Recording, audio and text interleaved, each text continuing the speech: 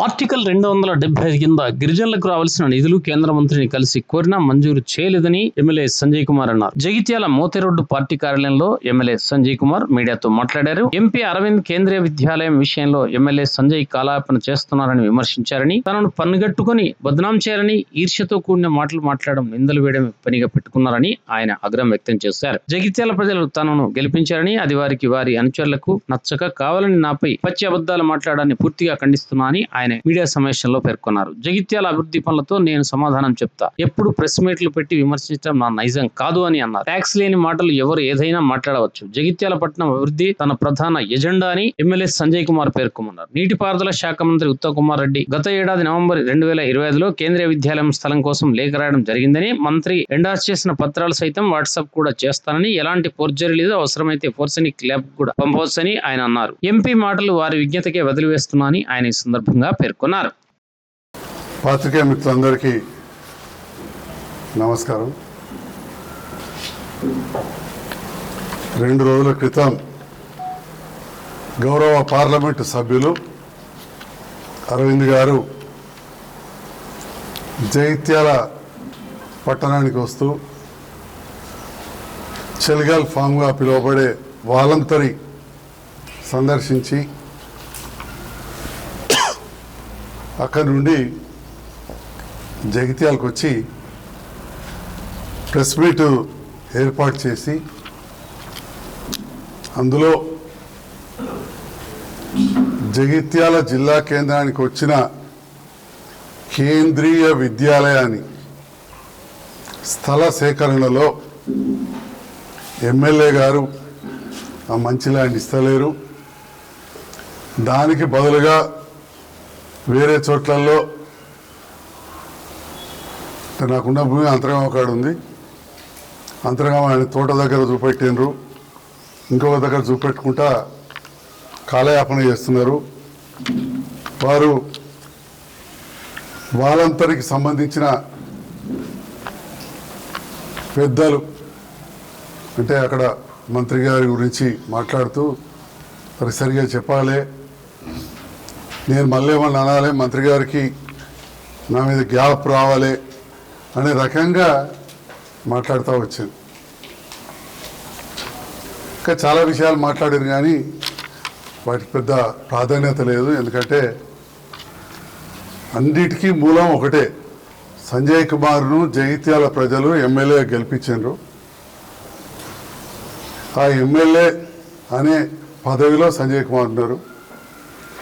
సంజయ్ కుమార్కు ఆ పదవి వచ్చినందుకు ఒకవైపు ఈర్ష్య, ఆ పదవిలో ఉన్న సందర్భంలో వివిధ రకాలుగా ఎక్కడ అవకాశం వస్తే అక్కడ నాకు మాట్లాడడం, వచ్చేసారన్నా ఈ పదవి ఆయనకు రాకుండా చూడాలి, వారి అనుచరులకు రావాలి అనే ఆలోచనతోటి నిందలు వేయడం జరుగుతాం. అంటే రకరకాల అపవాదాలు, దాంట్లో అన్ని వర్గాల వారు ఉన్నారు, అందరూ కూడా చూస్తున్నారు మీడియాలో. కానీ ప్రతిదానికి నేను స్పందించకుండా పనులే ప్రతిదానికి కూడా సమాధానం చెప్తే, ఆ ప్రశ్నలకు పనులతోటే సమాధానం ఇవ్వాలి, జవాబు చెప్పాలి తప్ప ప్రెస్ మీట్లతోటి కాదు. మా మీడియా మిత్రులు ఎలాగూ వివిధ అభివృద్ధి కార్యక్రమాలు చేసినప్పుడు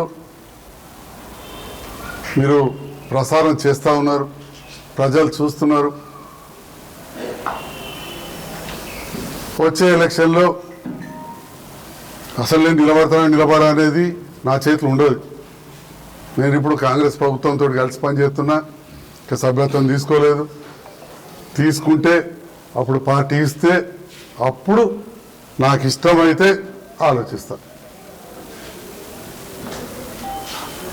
కానీ ఇప్పటి నుంచే ఎన్నో నిందలు అపవాదులు చేయడం అందరూ కూడా ప్రజలు గమనిస్తున్నారు. దాంట్లో ప్రధానంగా కేంద్రీయ విద్యాలయానికి అడ్డం పడ్డానని చెప్పి అరవింద్ గారు మాట్లాడడం అనేది పచ్చి అబద్ధం. నేను తీవ్రంగా ఖండిస్తా ఉన్నా. రెండవది, ఉత్తమ్ కుమార్ రెడ్డి గారికి నాకు మధ్యలో అంటే వారికి మధ్యలో నేనేదో అనాలని చూస్తున్నానంటే మరి వారిని స్థలం రావడం ఆ డిపార్ట్మెంట్కి సంబంధించిన అధికారులు లేట్ చేస్తున్నారు. నేను ఉత్తమ్ కుమార్ రెడ్డి గారికి, గౌరవ మంత్రి గారికి, కేంద్రీయ విద్యాలయంకు, ఇంటిగ్రేటెడ్ స్కూల్కు, జగిత్యాల పట్టణం నడిబొడ్డులో ఉన్న గ్రౌండ్ అలా మినీ స్టేడియం కట్టి పాడుపాడైపోయింది. పెద్దది ఒక 10 ఎకరాలలో స్టేడియం శాంక్షన్ కావాలి, ల్యాండ్ ఇవ్వండి. ఎందుకంటే కరీంనగర్ నుంచి నిజామాబాద్ పోయే జాతీయ రహదారి రోడ్డుకు దగ్గర ఉంది. జగిత్యాల దాదాపు అక్కడ దాకా పోయింది. ఒకప్పుడు జగిత్యాల చివరిలోనే ఈ గ్రౌండ్ ఉంటుండే, ఊరవతలనట్టే ఉంటుండే. అట్లనే రోడ్ సైడే ఉంది. ఇవాళ రేపు బండ్లు అన్నీ కూడా అయినాయి. జిల్లాకు కేంద్రంకు నడిబొడ్డున ఉంటుందని చెప్పి 11/2025లో గౌరవ మంత్రి ఉత్తమ్ కుమార్ రెడ్డి గారికి నేను లెటర్ రాసిన. దయచేసి నేను ఈ లెటర్లు కూడా ఎంపీ అరవింద్ గారికి నేను వాట్సాప్లో కూడా పెడతాను, వారు చూసుకోవచ్చు. ఇది నా సంతకం కాకుండా అందులో ఉత్తమ్ కుమార్ రెడ్డి గారు ప్రిన్సిపల్ సెక్రటరీకి రాసిన సంతకం లేకుండా వారు ఫారెన్సిక్ పంపిస్తారో తెలుసుకోవాలి. ఏం ఫోర్జరీలు లేవు. అంతకంటే ముందే మంజూరైన ఇంటిగ్రేటెడ్ స్కూల్ విషయంలో ఇక్కడ కలెక్టర్ గారి ద్వారా, ఎందుకంటే ఏదైనా త్రూ ప్రాపర్ ఛానల్ పోవాలి, కలెక్టర్ గారి ద్వారా పంపిస్తే రాహుల్ బొజ్జా గారు అప్పుడున్న ప్రిన్సిపల్ సెక్రటరీ రిపోర్ట్ తెప్పించుకొని ఇంజనీరింగ్ చీఫ్ అండ్ క్యాట్ అంటే కమాండర్ డెవలప్మెంట్ అంటారు, అదేవిధంగా డైరెక్టర్ జనరల్ వాలంతర్. ఈ వాలంతర్ అనేది ఒక డిఫరెంట్ సంస్థ, water and land management and research institute. దీనికి ఒక డైరెక్టర్ జనరల్ ఉంటారు. వాళ్ళ రిపోర్ట్ల ప్రకారం అది అవసరం ఉన్నది మేము ఇయ్యామని చెప్పి రాశాడు. వాస్తవానికి ఇప్పుడు అక్కడ పని ఎక్కువ జరుగుతలేదు, మనకు తెలుసు. ఒకప్పుడు వాలంతరీ అనేది అక్కడ ట్రాక్టర్ నేర్పిస్తారు, దునిపించు నేర్పిస్తారు, విత్తనాలు నేర్పిస్తారు, రైతులకు ఎన్నో కార్యక్రమాలు ఉండే. కొన్ని దశాబ్దాలు అంటే 20-30 ఏళ్ళ కల్లా పెద్ద పని జరుగుతలేదు. అందుకనే అప్పుడు వ్యవసాయ మార్కెట్కి ఇచ్చారు. నేను కూడా ఎమ్మెల్యే అయిన తర్వాత 10 ఎకరాలు మళ్ళీ వ్యవసాయ మార్కెట్ తెప్పించిన, బ్రహ్మాండంగా డెవలప్ చేసినాం. ఇప్పుడు దాదాపు 80 ఎకరాలు ఉన్నది. ఒక 40 ఎకరాలు 25 ఎకరాలు ఇంటిగ్రేటెడ్ స్కూల్ మంజూరై, టెండర్ అయి, అగ్రిమెంట్ అయి, ఏజెన్సీ రెడీ ఉంది. కేంద్రీయ విద్యాలయంకి ఇంకా కాంట్రాక్టర్ ఎవరో తెలియదు, కానీ ఇంటిగ్రేటెడ్ స్కూల్కి మొత్తం రెడీ ఉంది.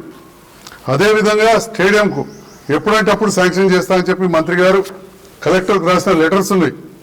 అదేవిధంగా హైదరాబాద్ క్రికెట్ అసోసియేషన్ ఈ మధ్యకాలంలో జగన్మోహన్ రావు గారి మీద కేసు అయిన తర్వాత మన ఉమ్మడి జిల్లాకు, పెద్దపల్లి జిల్లా మేడారంకు సంబంధించిన పెద్దలు, రిటైర్డ్ హైకోర్టు జడ్జ్ దాని బాధ్యతలు నిర్వహిస్తున్న సందర్భంలో కూడా జగిత్యాలకు మంజూరు ఇస్తాను కలెక్టర్ లెటర్ రాశారు, క్రికెట్ స్టేడియం. సో ఈ 3 కలిపి కూడా లెటర్ రాసిన నేను. అంటే ఒక అధికారి రిజెక్ట్ చేయగానే వదిలేయం, ఎందుకంటే ఇక్కడ మనకు కావాలనే ఒక తపన ఉంది. మళ్ళీ కూడా ఈ అధికారి కంటే పెద్ద ఎవరు? మంత్రి గారు. మంత్రి గారు కలిసిన ఉత్తరం వారు రాసింది ఉన్నది. అదేవిధంగా ఇదే విషయంలో ముఖ్యమంత్రి గారు కూడా కలవడం జరిగింది.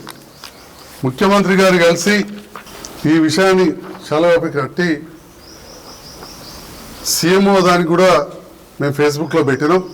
ఈ ఫోటో ఉంది, ఒక 50 రోడ్డు వచ్చింది, కానీ కింద కేంద్రీయ విద్యాలయం మీరు ప్రధాన పత్రికల్లో వచ్చింది, మీరు చూసుకోవచ్చు. అదేవిధంగా అడ్లూరు లక్ష్మణ్ కుమార్ గారిని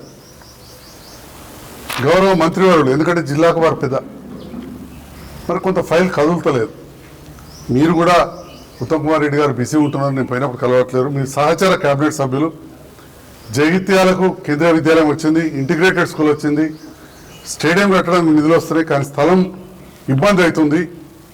మల్లెక్కన్నో గుట్టలలో తీసుకుపోయి నర్సింగాపూర్ గుట్టలల్లో, హనుమాన్పేట గుట్టలల్లో ఎక్కడో పెడితే బాగుండదని చెప్పి జనవరి 13 తారీఖు నాడు గౌరవ మంత్రివర్యులు లక్ష్మణ్ కుమార్ గారిని కూడా కలిసినాం. ఇవన్నీ కూడా నా ఫేస్బుక్లలో ఉన్నాయి, వారి ఫేస్బుక్లలో, ఇవాళ ఇన్స్టాగ్రామ్, సోషల్ మీడియా దాస్తే దాగేది కాదు. చిన్న మాట ఏది మాట్లాడినా ప్రపంచం ముందు ఉండిపోతున్నది, నిలిచిపోతున్నది. మరి ఈ రకంగా నేను జగిత్యాల ప్రజలకు అభివృద్ధి కోసం ప్రభుత్వంతో కలిసి పనిచేసుకుంటూ కార్యక్రమాలు చేస్తూ ప్రాపర్ ఎవిడెన్స్గా, ఏదో తూతు మంత్రంగా కూడా కాదు. ఏదైతే కమిషనర్ కేంద్రీయ విద్యాలయం నుంచి లెటర్ కలెక్టర్ గారికి వచ్చిన తర్వాత కలెక్టర్ గారు ఈ విషయాన్ని అంతకుముందే కేంద్రీయ విద్యాలయం ఇచ్చినామని చెప్పి ఎంపీ గారు చెప్పింది. ఎంపీ గారు నేను కూడా కలిసి కోరిన నవోదయ ఇవ్వను, యాక్చువల్గా నవోదయ ఇవ్వను. మరి అది కొరట్లకు ఇచ్చారు. కొరట్ల కాడ రెవెన్యూ ల్యాండ్ ఉండింది, ఈజీగా అయిపోయింది. ఇక్కడ ఉంది కానీ గుట్టలలో ఉంది, అక్కడ పెద్దగుండు కాడు. సో ఇక్కడ లేకపోవడంలో కొంత ఇబ్బంది అయ్యి ఇరిగేషన్ ట్రై చేస్తూ ప్రాపర్గా కలెక్టర్ గారు ఆర్డీఓకు 9/12 నాడు లెటర్ రాయడం జరిగింది.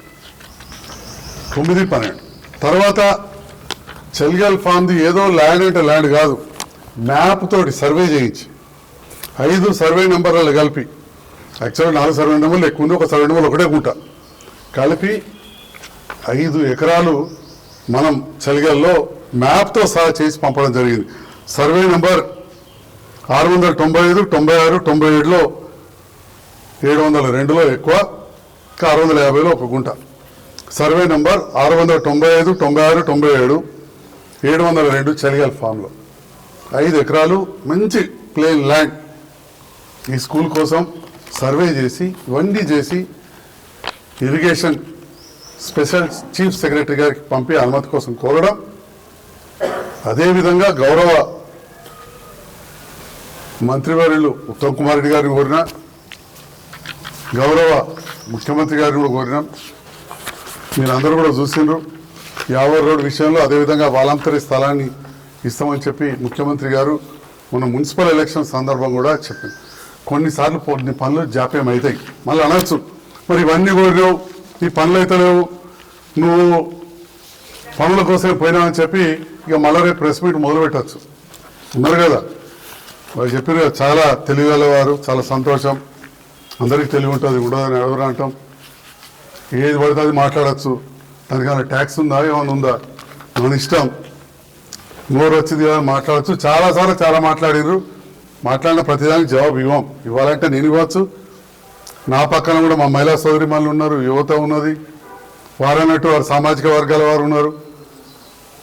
కులాలు మతాల పేరు మీద ఈ దేశాన్ని నడుపుతామంటే నడవది. కులాల మతాల పేరు మీద నడిపే ఆలోచన. అందుకే ఇవాళ రూపాయి విలువ ఎక్కడ పడిపోయిందో ఆలోచన చేయండి. ఇవాళ జగిత్యాల ప్రాంత అభివృద్ధికి చేస్తూ ఈ మాటలు అన్నారు. మరి నేను అడుగుతా ఉన్నా, మరి మీ ద్వారా గౌరవ ఎంపీ గారి ద్వారా గిరిజన శాఖ కేంద్ర మంత్రి జోలవరం గారిని కావచ్చు, సహాయ మంత్రి గారు కలిసి ఆర్టికల్ 275 కింద తెలంగాణ రాష్ట్రానికి గిరిజనులకు హక్కుగా కింద రావాల్సిన నిధులు ఇవ్వమని అడిగినాం. మీరే సహకరించి తీసుకెళ్ళారు. మీరు అన్నారు నా కింద 7 పనిచేస్తారు. కింద కాదు, మీరు పార్లమెంట్ సభ్యులు, మేము శాసనసభ్యులం, మీతో కలిసి పనిచేస్తాం. నా కింద అన్నారు. ఓకే, మీరు పెద్ద, మీరు ఏదైనా మాట్లాడతారు, మీరు ఆవేశపరులో లేకపోతే మీరు ఏదన్నా నడుతుంది అనుకుంటారో అది వారి ఇష్టం, వారి విజ్ఞత వదిలేస్తున్నా. వారు కించపరిచే విధంగా మాట్లాడిన విజ్ఞత వదిలేస్తాం, ఏకవచనంతో మాట్లాడిన విజ్ఞత వదిలేస్తాం. మీ ముఖ్యమంత్రికి చదువు రాదు, నాకు చదువు బాధతో మాట్లాడే వారి విజ్ఞత వదిలేస్తాం. అంతేగాని నా ముఖ్యమంత్రి అన్నాడని మీ ప్రధానమంత్రికి చదవస్తుందా, ఛాయాముకున్నాడా నేను అన్న. ప్రధానమంత్రిని గౌరవించుకుంటాం మేము.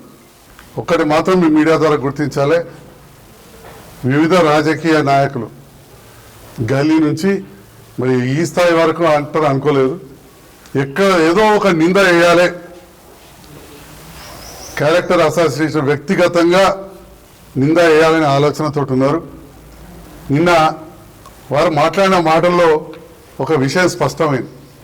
భోగ శ్రావణి గారు రాజీనామా చేసే నాడు ఏదో మొత్తం నేనేదో ఒక రకరకాలుగా ఒక దొరలాగా భూస్వామిలాగా నియంతలాగా చేసిన అని చెప్పి బాధతోటి రాత్రి రాజీనామా చేసినట్టు చేశారు. కానీ 3 నుంచి 6 నెలల మధ్యలో చర్చలు జరిగినాయి. వెనుక ముందు చేసి 3 నుంచి 6 నెలల తర్వాత నిర్ణయం తీసుకున్నానని చెప్పారు. ఆ రాజీనామా చేసే నాడు కూడా అన్నది, నేను నా చిన్న పిల్లల్ని చూసుకుంటా అన్నారు. నన్ను కవిత మేడం దగ్గరికి పోనిస్తలేనని చెప్పి అన్నారు. కవిత మేడంకు అరవింద్ గారికి ఎలాంటి సంబంధాలు ఉండడం మన అందరూ తెలుసు. నేను అక్కడ కవిత మేడం దగ్గరికి మంచిగా ఉందని చెప్పారు. కానీ జరిగింది అంత 3 నుంచి 6 నెలల మధ్యలో వారిద్దరి మధ్యలో సంభాషణలు చర్చలు. నేను అరవింద్ గారు ఏం చెప్పారు, ఇలా మీడియాలు ఉన్నాయి.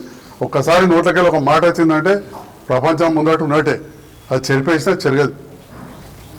అంటే ఈ రకంగా ఆనాడు భోగస్ శ్రావణి గారి నుంచి మొదలు పెడితే ప్రతి వారు కూడా చాలామంది రాజకీయ నాయకులు ఈ రకంగా చేస్తున్నారు. అయినా కానీ మెజారిటీ సర్పంచులు, మెజారిటీ కౌన్సిలర్లు, నేను ప్రచారం చేసిన వాళ్ళను గెలిపించి పంపించిన ప్రజలకు నిరంతరం రుణపడి ఉంటా. ఇలాంటి అవాకులకు, చెవాకులకు, నిందలకు భయపడేది లేదు. పని చేసుకుంటూ పోతామని చెప్పి కూడా తెలియజేస్తున్నాం. Thank you.